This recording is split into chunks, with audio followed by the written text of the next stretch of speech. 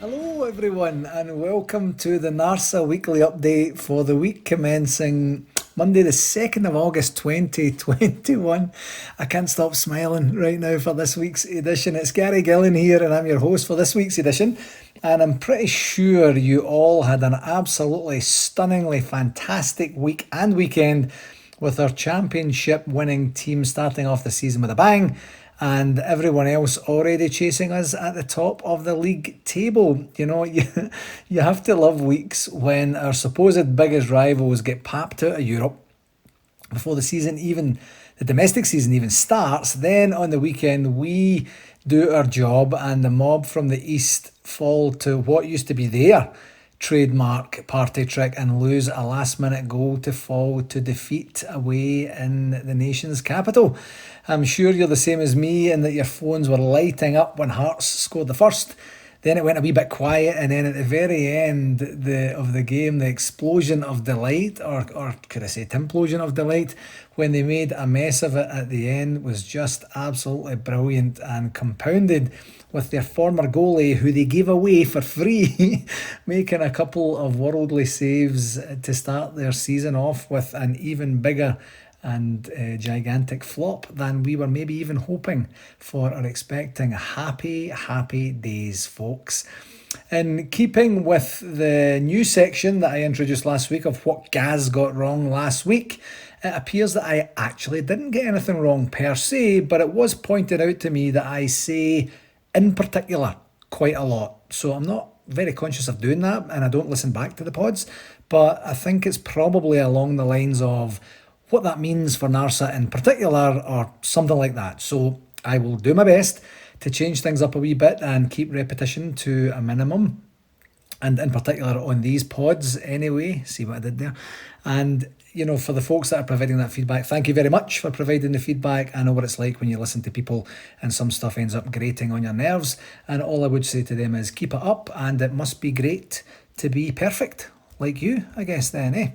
So anyway, from a games segment perspective, as I mentioned just a wee while ago there, we did manage to start the season off with a win and a clean sheet against Livingston at Ibrox with over 21,000 fans in attendance, or maybe 21,000 dead in attendance. Not dead, obviously, 21,000, like, what's the number? In entirety, let's do that. With great goals from Yanis Hadji, Scott Wright and Kemar Roofwright at the very end. And I have to say, honestly, Livingston is not a team I look forward to Rangers playing at all. A few of the games that I recollect anyway of late have been entertaining to watch. They're a slog. They're kind of dire. There's not a lot of action happening. And in Saturday's game, there was no real difference. We got off to a flyer, made a really, really good start, then kind of settled into the game after the first goal, and there just wasn't a lot of action, not a lot of goalmouth action anyway for quite some time in the game until Scott Wright's magnificent second goal with the outside of his right foot, and then it was game done, and Kamar sneaked in at the end and got the one. So great work to the team overall, and when we put out a team that you can see obvious rotation in and giving people game time and looking forward to Tuesday's Champions League qualifier, it was just a very satisfactory day overall. And this week we do have two very important games. The first is the one I just mentioned there, the Champions League qualifier away to Malmo in Sweden on Tuesday with a 1 p.m. Eastern Standard Time kickoff. That's 1 p.m. Eastern Standard Time. And the second is away this coming Saturday in the league to Dundee United, with our first of most likely many early kickoffs, with this one being at 7:30 a.m. Eastern Standard Time kickoff. So a bit of an earlier one, that's just the way that it goes. The last time we played Dundee United away was back in mid-December, where we won 2-1 with goals from James Tavernier, I think I said that right, and Connor Goldson, and I believe that was Tavernier's wonder free kick, if I remember correctly. And we ran out 2-1 winners. They scored a goal in between both of our goals. And, I have to say, Dundee United have had a bit of a muted return to the Scottish Premiership last season, I thought, with our games not having quite the spice that I was anticipating they would between both teams because of the history we have, dating back to their behaviour in and around Rangers' demotion and kind of dancing on our graves, as it were, sort of thing. And I think possibly that might be because there were no fans there last year, so I guess we'll see how things go this weekend to see if we still hate each other as much as I remember that we do. I certainly do anyway. So here's hoping also that we do get a positive government announcement this week, which will hopefully get full houses back up and running for football teams across the country, and that would mean that we would be able to get a full house for the Malmo return leg, which I sincerely hope becomes a bit of a formality game if we have a good performance and result tomorrow. And you'll also have seen today from a games perspective that the draw has indeed taken place for the Champions League playoff round should we progress progress past Malmo, I guess I should say, and we'll take on either Olympiacos of Greece or Ludogorets from Bulgaria. And that's obviously only a conversation if we get past Malmo, so we will leave it for that for now. So now that we have the new domestic season back upon us, should we do the points per game just for a wee bit of fun, just for this week? I promise I won't bring it back. I'll maybe bring it back periodically as we get maybe a little tranche of games under our belt. But just for this week, based on all the games that have taken place in the League Championship to date, Rangers have a total tally of 3 points per game. That other mob from the East have a total tally of 0 points per game. That's 0, nil, none, nada, nane. So, oh, what a weekend it was. What a weekend. So from an RTV perspective, I think we got off to a bit of a decent start to the season with no issues reported specific to the RTV vouchers, which was a bit of a concern of ours as we led into Saturday's game. And the only real complaints that we were made aware of were related to some localised buffering issues across the continent, I think it's probably fair to say, because we did experience that a wee bit here in Calgary in the first half, then did a full reboot at half time, and the second half was ace. It was absolutely fine. So one quick reminder for all NARSA clubs out there: if you are experiencing issues with the games, please contact us immediately in game, and we'll do what we can to help, including, if required, escalating to RTV. If you wait and let us know after the fact, the opportunities for us to help are limited, and the possibility of determining the technical challenges that exist in the moment are also very difficult to troubleshoot after the fact. I know this can be kind of tough if you have a bunch of members angrily staring at you as you sweat and try and figure out what the issue is, but if you could just maybe in advance appoint someone beforehand to contact either Alan McWatt, myself, or Brian Campbell via email, and we'll get on it right away. Also happy to give out my mobile number for in-game stuff as well, and you can contact me directly. And this will at least give comfort to the people who are maybe, very stressed and worried that they're missing the game, that it's in the hands of the people that can actually do something about it. And they are aware of it, and they are working together, and we'll get information flowing back and forward. It also helps us know and understand if there are any local issues that are happening in a specific geographic area, and it's all good data that we can put back to RTV and help them with their troubleshooting. Telling us after the fact is poignant and good information to have, but it doesn't help us in the moment, and we could possibly get things sorted and fixed in game to stop people leaving, to stop people getting really, really pissed off that things aren't going as well as it maybe was when they were watching all the games at home last season. So please do that. So we haven't quite got our RTV survey out yet. I was hoping we were going to get it out last week, but we just got kind of busy, and we do hope to do that this week. And one of the reasons that it is a wee bit delayed is that we're going to try and modernise it a wee bit more and make it a little bit simpler to complete by making it a Google form. We might consider SurveyMonkey, which you might remember that we used for the RTV surveys, but I think Google form provides us a lot more simple of an interface to input the information in, and it provides us a lot more analytical smarts in the back end to be able to figure out what the information is that we're receiving and how we can slice and dice it and make sure that it's kind of uniform across our membership as well. So that was a great idea by Alan last week, and we'll certainly try and progress that. We will investigate that over the next couple of days and let clubs know when we're ready to rock and roll on that. And just a wee reminder of primarily what we're looking for from the RTV survey for this season is how your club is doing and what kind of state are you in. And your game fee your desired game fee costs for the season and where you stand in terms of requiring individual vouchers for people who are maybe not quite ready to come back, who travel but still want to be part of the club and that sort of thing as well. It'll all be explained in the survey. And in the meantime, from an RTV perspective, any questions on this or anything else related to RTV, you can direct them to our broadcast RTV director, Alan McWatt, at Alan McWatt with 2 T's at yahoo.com. Or to me directly as Alan continues his transition into his role, as I mentioned last week.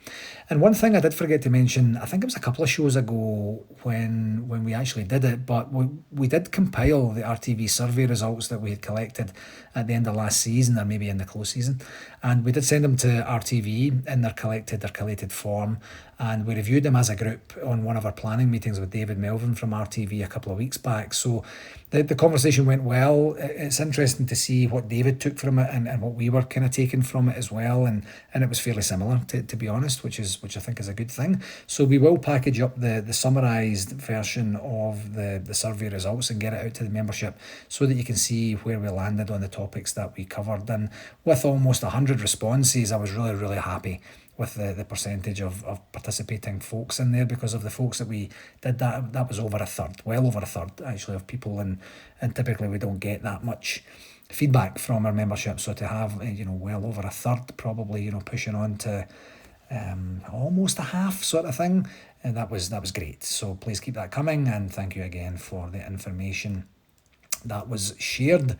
From a shout outs perspective this week, I actually have a few. This week it seems to be working. I think we're getting a bit of traction here. So firstly, a very happy birthday to Rob Ferguson, and Rob is the secretary of the Niagara True Blues Rangers Supporters Club, who turned 60 yesterday on August the 1st. And another birthday wish also for August the 1st for this one is to Ishbel Searle, lovely wife of long-time NARSA supporter Hugh Searle, and mum, of course, to Victoria, who turned 65 yesterday too. So a very happy birthday to both of you. And who knew that you shared the same day on the birthday, albeit 5 years apart? That's what the shout-outs does. It gives people lovely information about lovely things that are happening. Next up, not quite so happy. Oh no, it's not here. It's not in the shout-outs. Nope, sorry, forget that part. Next up is, I wanted to let everyone know, and I don't think I've mentioned it before, is that at our AGM in June, a motion was put to the floor. It was actually put in advance of the AGM by the now non-NARSA member club, Vancouver, and seconded by Toronto number 1, and voted on by the membership to install former NARSA president and long-standing treasurer Bobby Smith in as an honorary president of NARSA. And Bobby now joins John Miller, John Gregg, and the late Tam Plunkett as honorary president, which I'm sure you'll agree is absolutely a prestigious company to be in. So congratulations to Bobby, and thanks again for all of his years of dedicated service during his 25-year stint with us.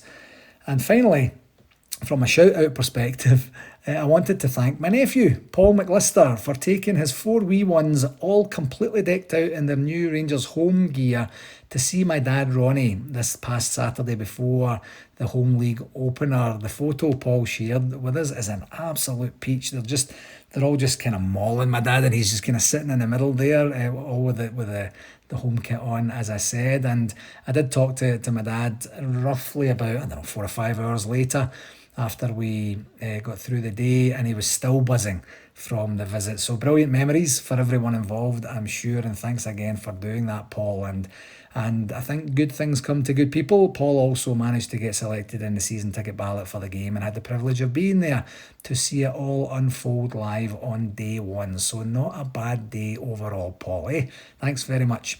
And that's how it works, folks. You get in touch with me, you let me know anything you'd like mentioned, and bam, it's there. I love it. That was great. Sorry for the wee faux pas there. I'll get to that part a little bit later.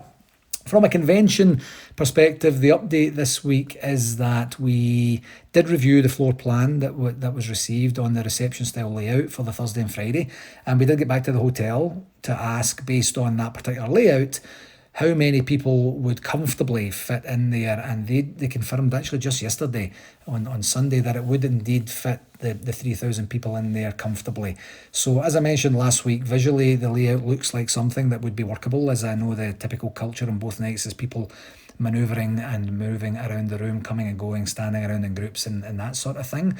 So where things stand right now at the time of recording is that I think we're in a position now to dust off our ticket sales hats and get back in the saddle and get ready for our next round of ticket sales. We don't know for 100% certain yet whether we'll plump for the full 3,000. We've sold about 1,900 to date, but we can certainly comfortably get more tickets out there now, and we'll get working on that shortly here, as in this week. So please stay tuned, and we'll get the communications and logistics organised around that, give people plenty of notice, and then get it going. So I did promise over the last few weeks that we would get there, and we are pretty much almost there now, folks. So very, very happy to share that information. So what that means in terms of the hotel rooms and our travel partner, the update is the same as it has been for the last wee while. We were in a wee bit of a holding pattern as we worked out our next viable steps on the ticket volume availability, and now that that is a wee bit clearer, we can really get moving on both of those. So more information to come on both of those next week, I suspect, on the pod. As I mentioned also on last week's pod, that planning is already underway for NARSA 2023. It's not all about Vegas, you know. And for those who attended the AGM that back in early June that I mentioned earlier, we did have 3 expressions of interest in hosting the 2023 convention. And since then, we have been in dialogue with the 3 clubs. The 3 clubs were Orange County, Big Apple, Bears and Toronto Midtown Rangers supporters clubs, to progress these initial discussions, see what they had in mind, see how mature their thoughts and planning were.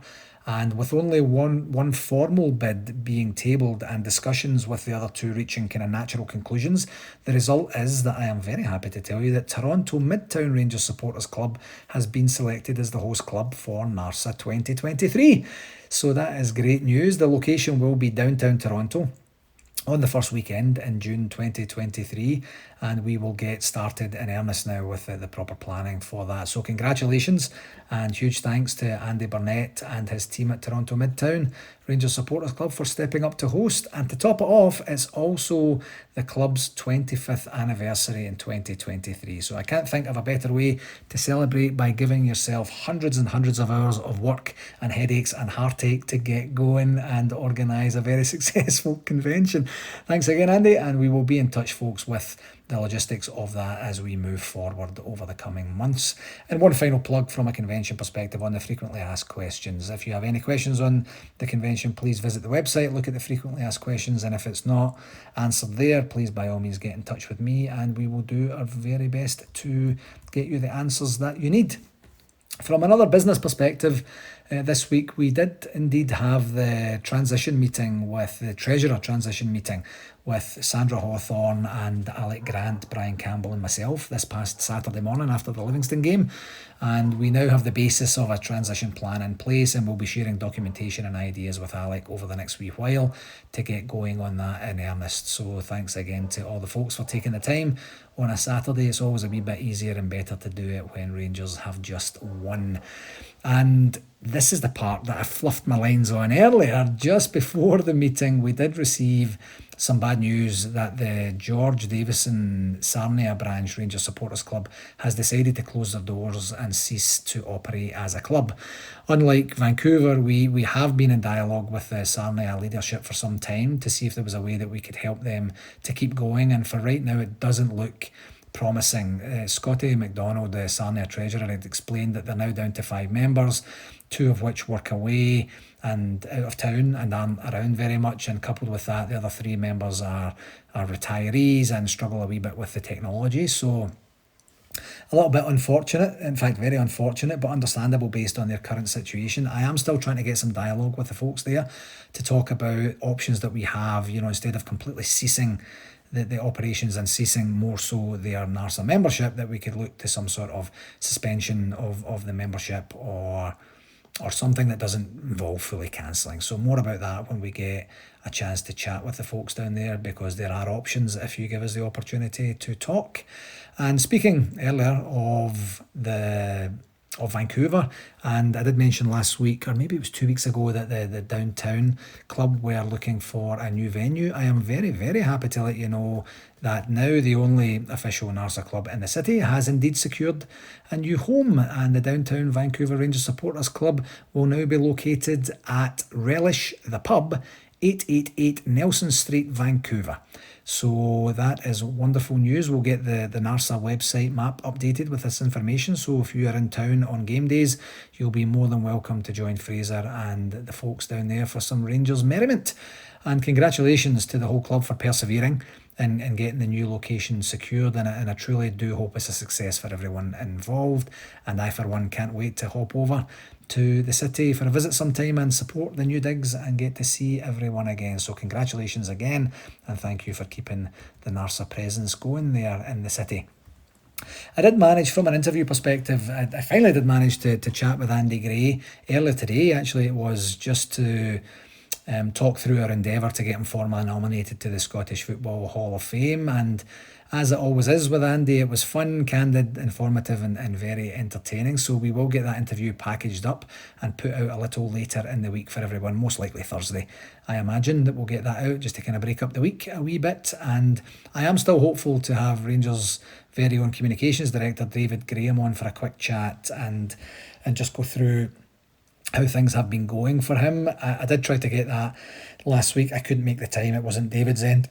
The issue was at my end. But just while we're on a bit of a pause on that, if there is anything specific that you would like me to ask him, please don't hesitate to reach out to me directly. And if it's clean, I'll certainly add it to the list of questions and we'll go through it as well. But this is your opportunity to ask a director at Rangers anything that you'd like to ask him, particularly around his portfolio, but just anything in general. I'm sure will be absolutely fine with him. So you can contact me directly at rangersscc@hotmail.com. That's 2 S's and 2 C's, and I will most certainly pass on that question to David and get you the answers that you're looking for.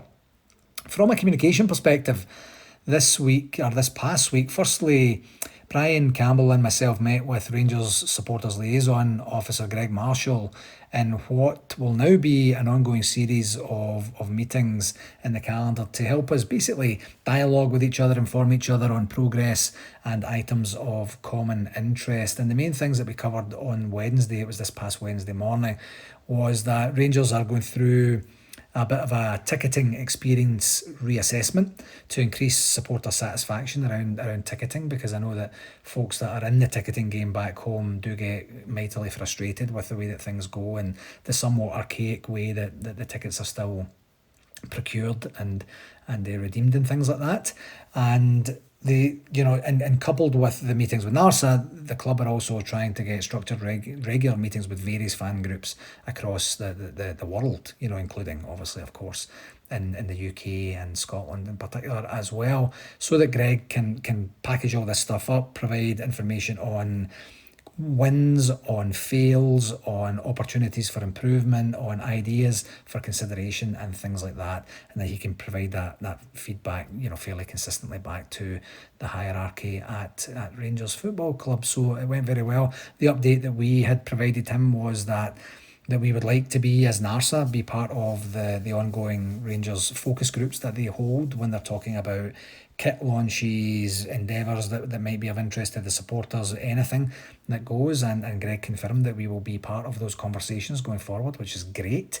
And then our desire, of course, to participate in anything to make sure that the club has that connectivity with all fronts covered in a North American perspective, and certainly from a global perspective as well. We'll certainly lend a hand where we can as well. So really good start and thoroughly enjoyed. It's always good talking to Greg, and we had a good chat, and the next one will be coming up here shortly as well. And as soon as we have that, we will certainly let everyone know how it went. And again, like David and the interview with David Graham, if there's anything specific you want us to run past Greg, we're more than happy to do that anytime. It doesn't have to wait for a meeting.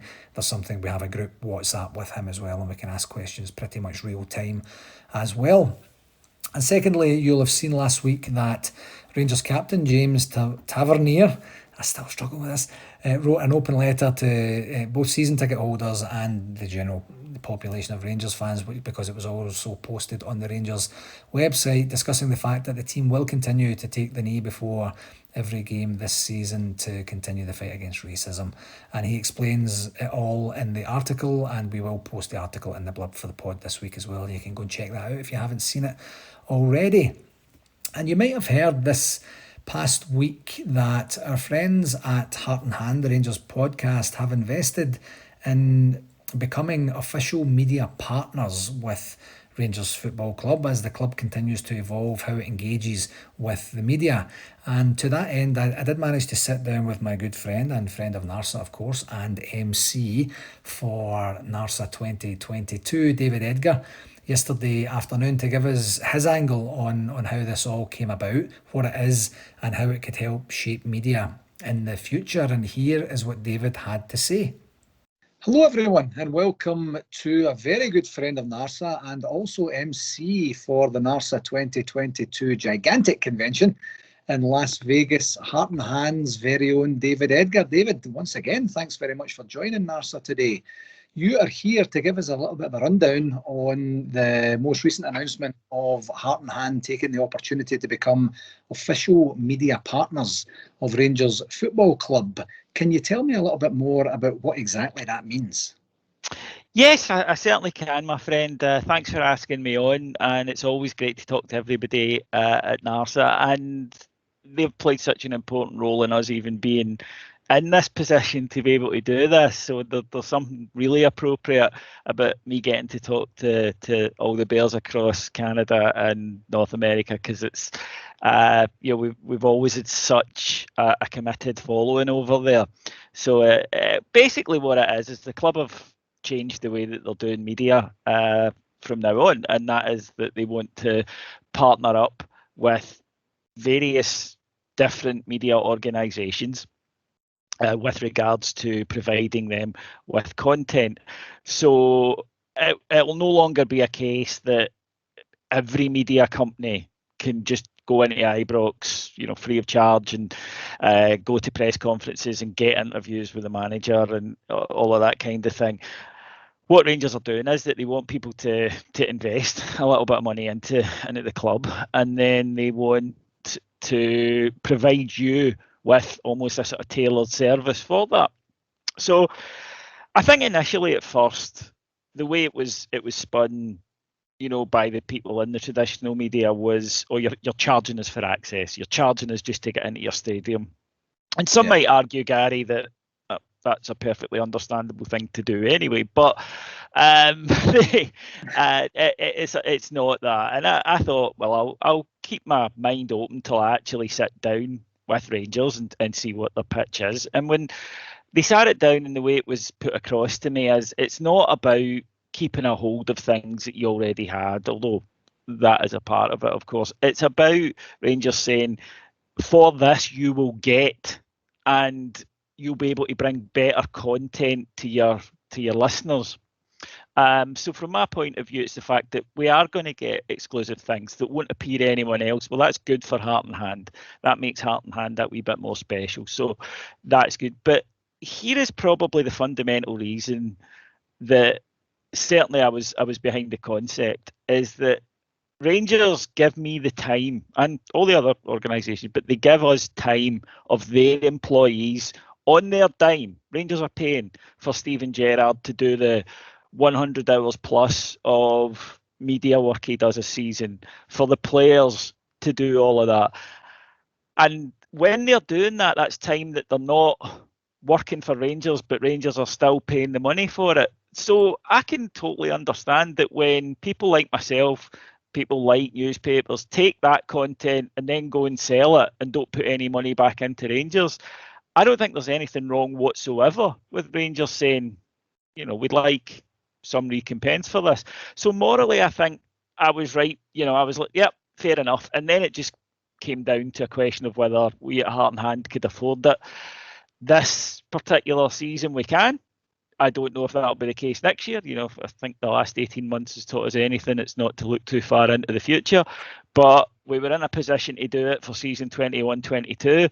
And look, we're Rangers fans. We're always looking for ways to try and put money into the club and support the club. So we did our sums and we managed to pull the deal together. And yeah, we're now, as I say, official media partners of the club. That is a term that's the term that Rangers call it. It doesn't mean that we're working for the club or whatever. If anything, it's slightly the opposite, because we are now a customer of the club. So we have certain rights and privileges that not given to us because we're heart and hand per se. They're given to us because they're part of a deal that we have agreed, and other organisations in the media are free to do the same. Right, so you've got it for a full season. In terms of the longevity of the contract, does it end at the last game of the season? Is that the way it's structured? Yeah, it commenced officially, even though obviously the game was on Saturday the 31st, but it commenced officially Sunday the 1st of August, and it ends on June the 1st of next year, of 2022. So it's a season-to-season thing. It will generate some money for Rangers, which of course is useful for the club. It already has, in fact. So that, you know, certainly the club have made more money from media this summer than they've ever made in the past, I think it's fair to say. But also what it does is, I think that then it gives us, as an official media partner, we now have things that other people don't have. We have, you know, first access to press conferences. We have exclusive interviews that we'll get with people from the club over the next season. And I just think that from us, we openly admit that we are an agenda-led podcast. We are specifically Rangers, and therefore we are Rangers supporters. We're not really concerned about what goes on elsewhere. So for us, the idea of putting money into Rangers is an attractive thing anyway. It's something that we want to do as supporters. But like I say, Gary, I go back, you know, when people are bleating about this, and I've seen a lot of bleating from the traditional media, at the end of the day, they're taking that content and they're selling it. Yeah. So I don't think it's unreasonable for the people who you get that content from to say, well, actually, we should share in this in some way. And that was my dilemma. So for me, it was never about whether it was right or wrong. It was a case of, can we do it? Because I do feel it's right. So for us, it would have been a case of, well, we will continue to take this content and continue to put it on our site, which is behind a paywall, albeit a very cheap one, but it is. So we will continue to do that, or we will not use that content at all, because I don't think that's fair. And we were, as I say, fortunate enough to be in the position to be able to do it. Yeah, as we were talking about just off air before we came on there, when I first heard of the concept of, you know, charging for media access, it was a little bit stunning, I have to say, you know, in the beginning, where I'm like, oh my God, that seems like a quite a drastic move. And I was wondering what other motivations were behind it. And then I listened to your interview with Cammy on Friday's update, and you explained basically what you just kind of said there, a version thereof anyway. And it just seems like such a no-brainer now, and I feel a wee bit stupid for my initial reaction when I first heard about it. I think it's just because it's so different, and I think you have to remember as well that I think all of us felt that a little bit when we heard it initially, because the way things have been done forever. That's just what's been the case. You know, the press show up at these events and at the matches, and then they go away and they write, you know, what they like, and they're full of exclusives about Stephen. I've never understood that. They're always full of exclusive. Stephen Gerrard says this, and I'm like, well, there were 20 other papers there at that same press conference. But anyway, it's not my fault if they don't know what the word exclusive means. But I look, it's revolutionary. Although I'm with you. I actually think in a few years, lots of other clubs will be doing it, and it's one of these things maybe in 15-20 years that we'll be looking at and going, can't believe it was ever done another way. The reason I think that probably should be mentioned here is there is a fundamental difference between what newspaper, the media industry was and what it is now. Back in the day, it was papers. And we know, we all bought papers back in the day, and that's where this stuff was going in. And there was a kind of symbiotic relationship between the club and the papers there. It was mutually beneficial. These days, things have evolved. These days, papers don't even really, their content isn't primarily for papers, it's for websites. Yeah. And Rangers have a website. And basically, I think if you take a step back and you just look at it, what newspapers are doing is they're essentially asking Rangers to give them content that will stop people going to Rangers' website. Yeah. If one person, reads Steven Gerrard quotes on a newspaper website rather than on a Rangers website, to me that's one person too many. And I would include my own site in that. So what Rangers are doing is they're not saying, right, it's only going to be out on Rangers TV. Although they do obviously they want more people going there. They want more people going on the website, because it's, anybody who's worked with websites knows once you've got people on your site, it's great. So from a Rangers point of view, when they're there, people might decide to sign up for RTV. They might decide to buy a top. You know what I mean? It's about getting people onto it. And instead, Rangers are kind of given their, if you like, the biggest draw to the website, which is, of course, the manager and the players, to competitors. And I think that's the big difference. It's no longer that these two things are completely different. There is a competitive element with it with regards to websites. Secondly, I think that there might be this, and I've seen this put forward by newspapers about Rangers are trying to control the information that fans get. Well, firstly, which business doesn't? I've never understood that argument. Rangers are trying to control the message. Well, of course they bloody are. Do you think that Apple don't, employ thousands of PR people for just that very thing? So let's grow up and accept that every single business wants to control the message that gets out about them. The other sign is that there must be something negative to it. And by that, I think what people mean is the club are telling you what you can and can't do. Well, actually, I'd argue that it's kind of the opposite, because before, anybody who was going to a press conference, who was going to the matches in the press box or whatever, was there at the club whim. You were there by invite. You were there because they allowed you to be. Now you're a customer. And to me, I think that I certainly now know that it's not a case of me having to be kind of respectful as a guest. Now I can go forward and say, well, actually, I'm not happy about this, or I want you to tell me about this. And I think I've got more rights as a customer than I do merely as somebody who's in essence asking for a favour every week. So I would go the opposite with that particular argument. And again, there's the other thing about we'll always get as fan media, and I've been accused of this already by a few people in the traditional media.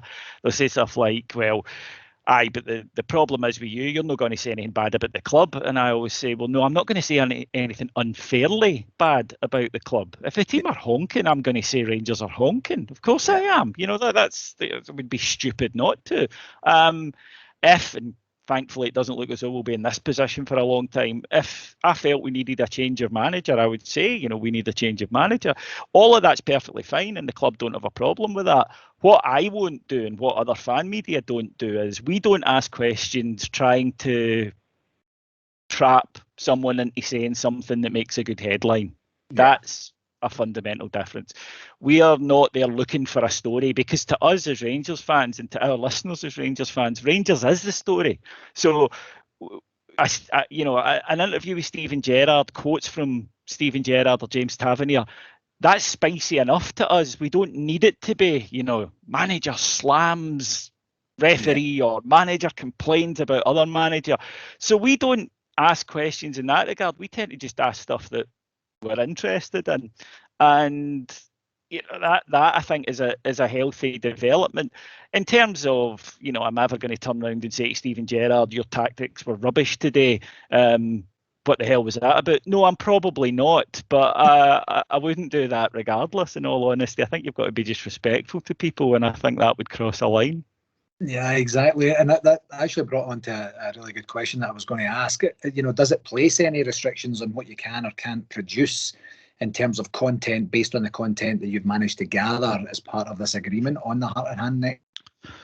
No, see, the only thing The only thing, well, firstly, I will say, see, sometimes a club, and this has happened, by the way, in other industries that I've worked in, where you've had a press thing, they might at the start of a thing say, the person that you interview today will not talk about this subject.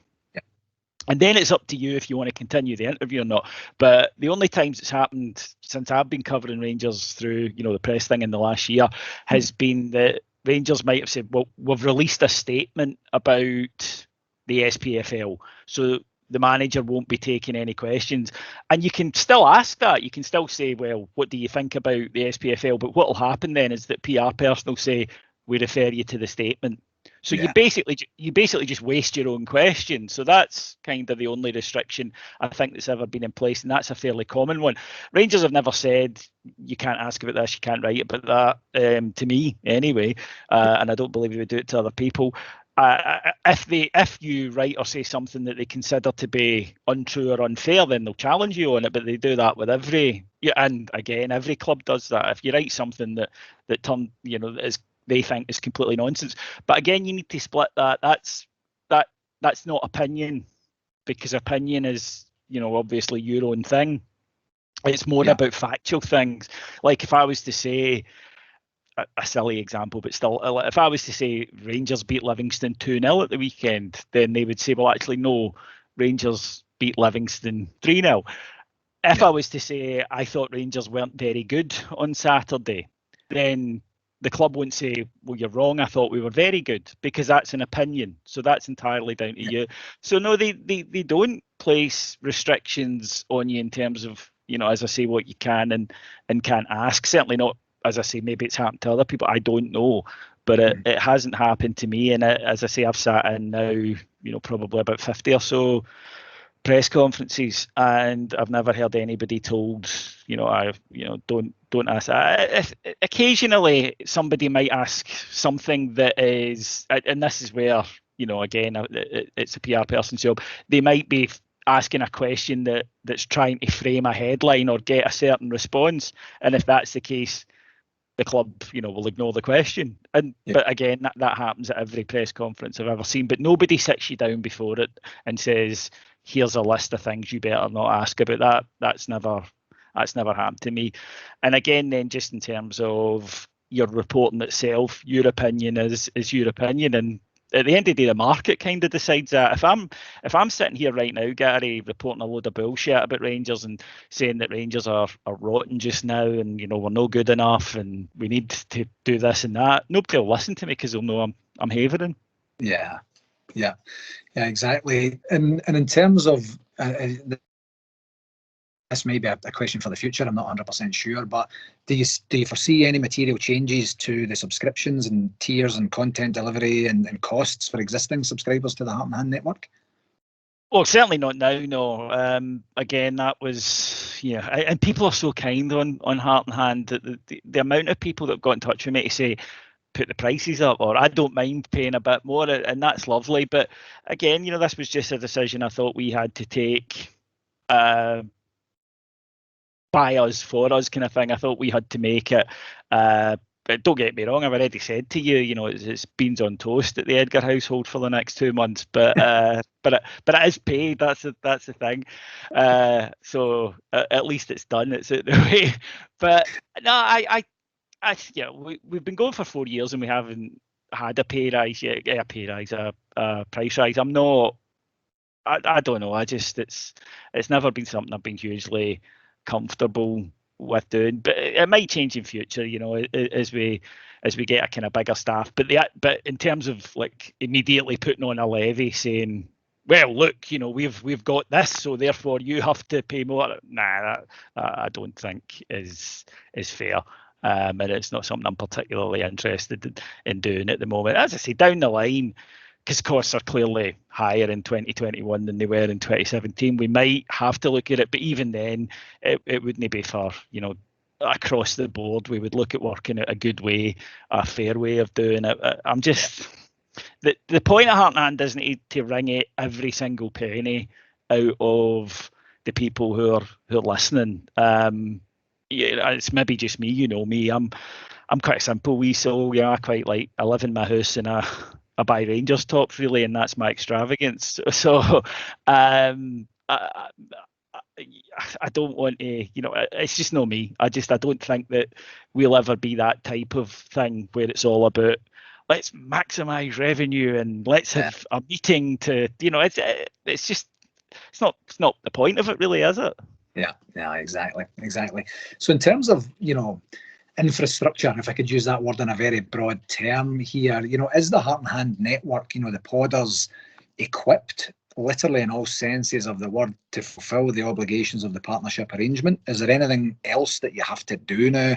I noticed that yourself and Martin were doing like the post-match stuff on from yesterday's game. We're recording this on Sunday afternoon Calgary time here. So is there anything, are you equipped to be able to fulfill this straight off the bat, as they would say here in North America?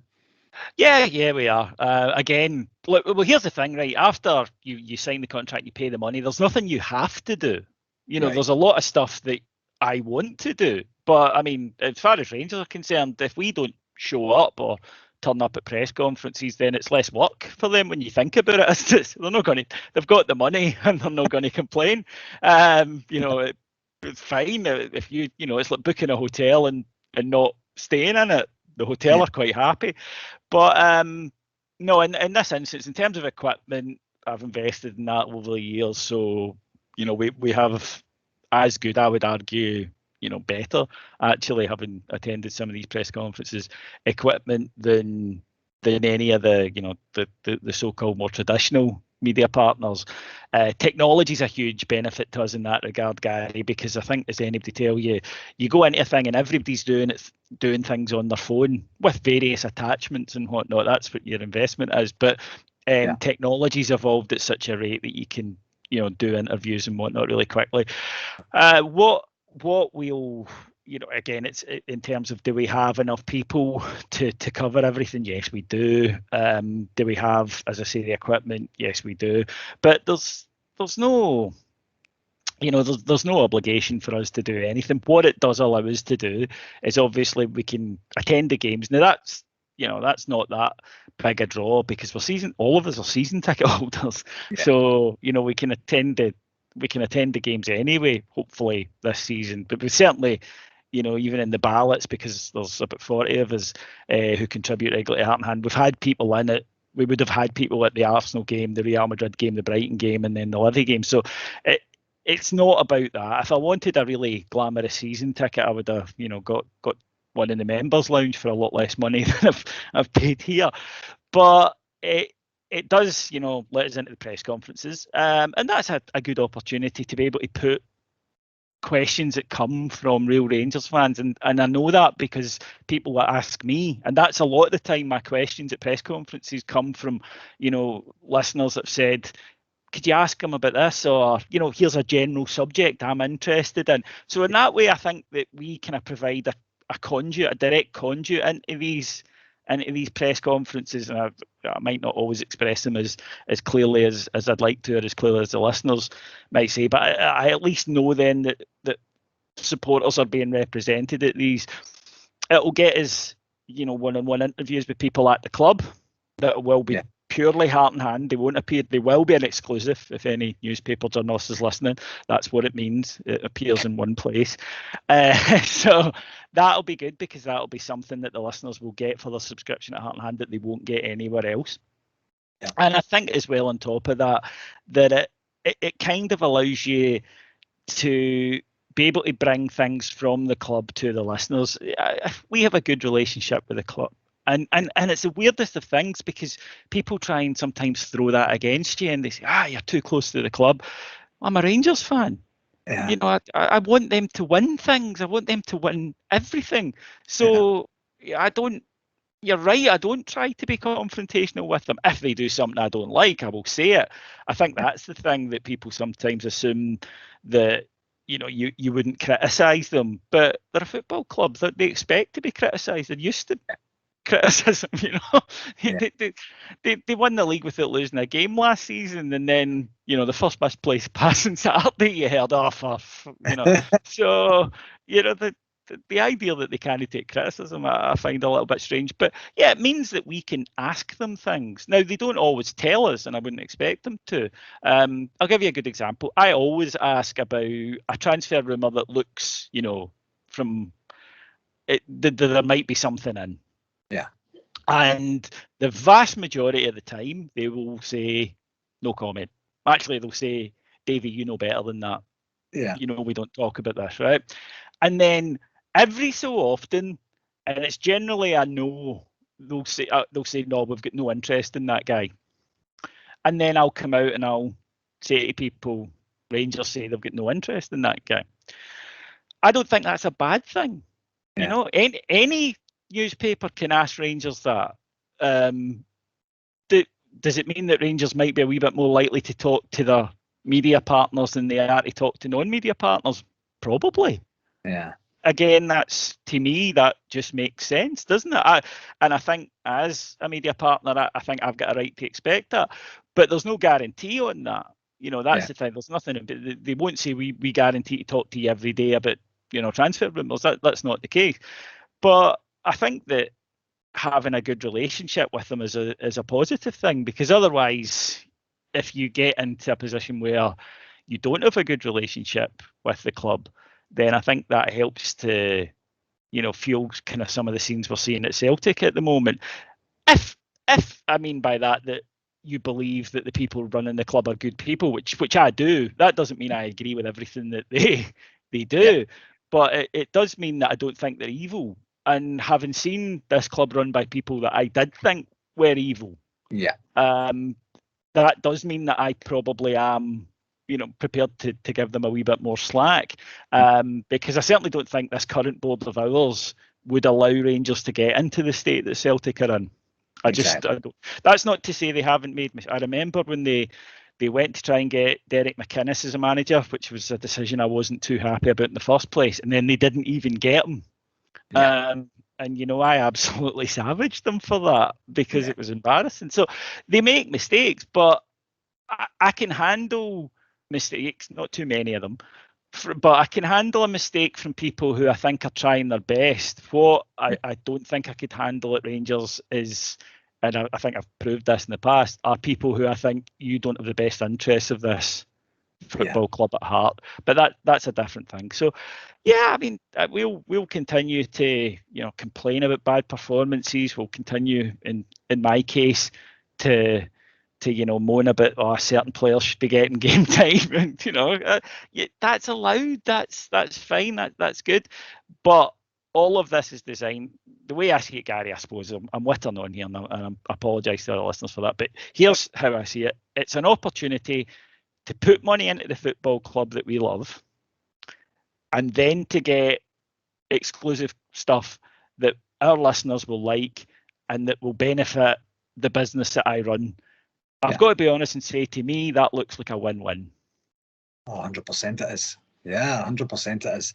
I completely agree. I was just musing about this before we started the conversation today, and just thinking, what little David thought about when he started this journey over a decade ago or so. Would you have had any idea of the actual personal and professional journey that you would take, what it would mean for you personally, how you've managed to grow such a community, within actually over the world, across the world, of course, as you alluded to a little bit earlier, financially support the club, the good guys in the club, and in the process become a multi-award-winning podcast in terms of the UK Podcast Award. I mean, it's such a brilliant, incredible story, and we've all been there for different varying degrees of the journey as well, to now where it's just another solid, logical, fiscal and moral step that you're taking, and as a subscriber and a fan of the network, of course,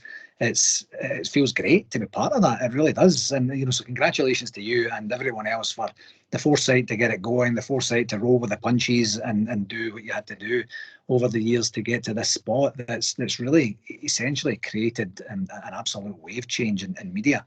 And I can't congratulate you and thank you enough for doing that. From a selfish perspective, now that you're a mogul, that makes any, does that change in any way your approach of what you were planning for the MC gig for Las Vegas 2022?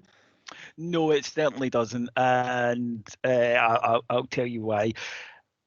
I think that anybody who gets an invite to do what you guys have invited me to do next year should be honoured and should remember that they are being given an opportunity, I think of a lifetime, but an opportunity to go out there and help celebrate Rangers with some of the most, determined, dedicated supporters that you'll get. Because, as I say, what you mentioned something there, one of the great things about Heart and Hand is that I've got to meet so many people that are Rangers fans and talk to so many people, and I've got pals, genuine pals like yourself, Andy in Calgary, people LA and Denver, and people in Auckland, and people in Melbourne, and it's amazing. And one of the days it really hit home to me was when the day we won the league against against St Mirren, and then that weekend I'll say, my phone's lighting up and I'm talking to you, and I'm talking to guys in Auckland, and I'm talking to my neighbour out the window, and I'm talking to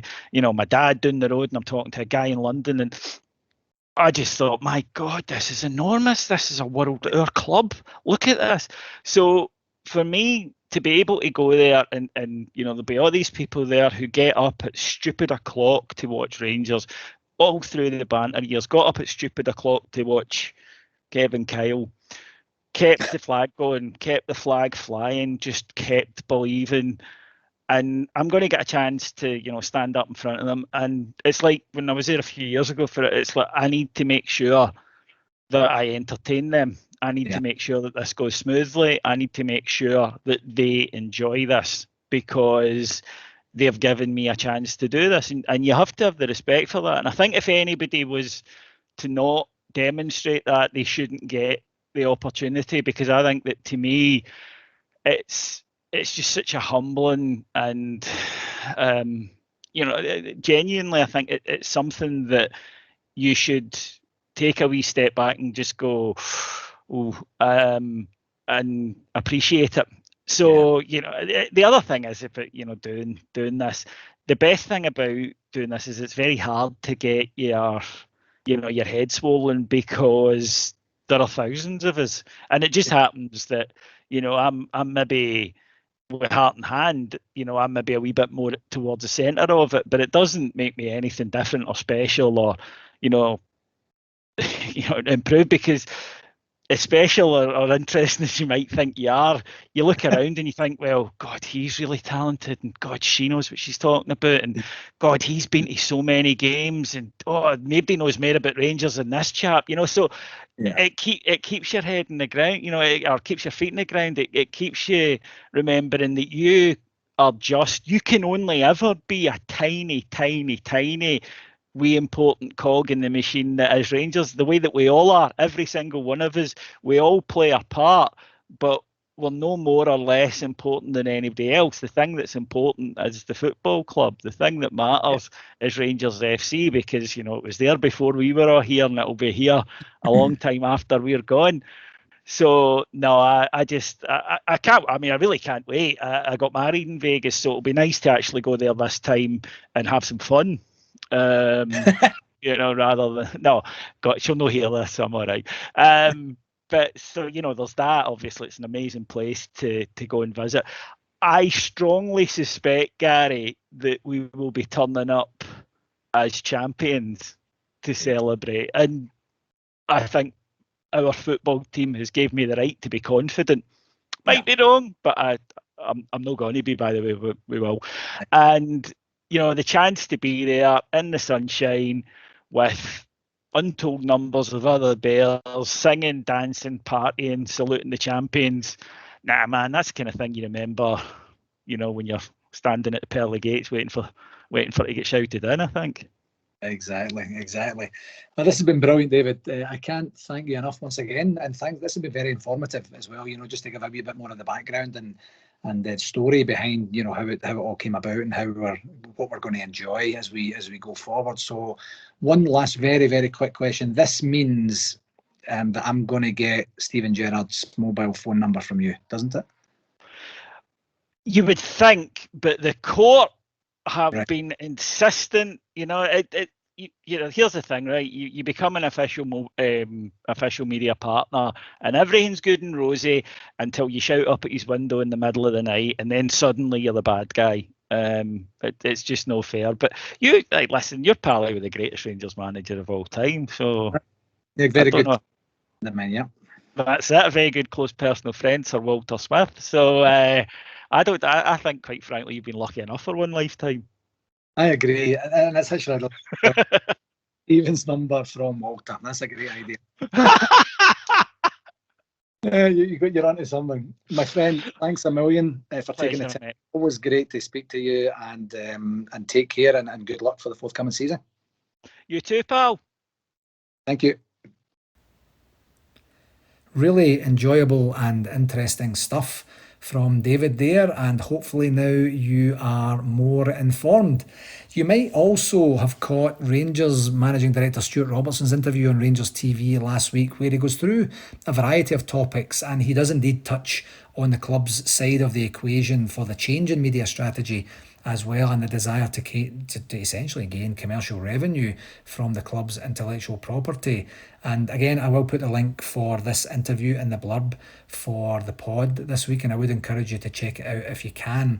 And coupled with that and a variety of other topics, one main area that really caught my attention was Stuart's assertion that the SFA or SPFL undersold the Scottish Premiership TV rights to Sky, and his rationale was based on our existing Rangers bolstered European coefficient and the fact that Sky pay approximately £7.5 million per game for the English Premiership, and he compares it to the worldwide interest and the importance of the old firm games and the fact that we've sold under the existing agreement 48 games for £25 million. So a wee bit of rough mathematics will tell you that works out roughly to about £521,000 per game. Quite the difference when you look at it just purely from a numbers perspective. So anyway, take a peek at it if you get the time. It's around about 20 minutes long or so, and Stuart, I believe, is always really good value for money on his interviews.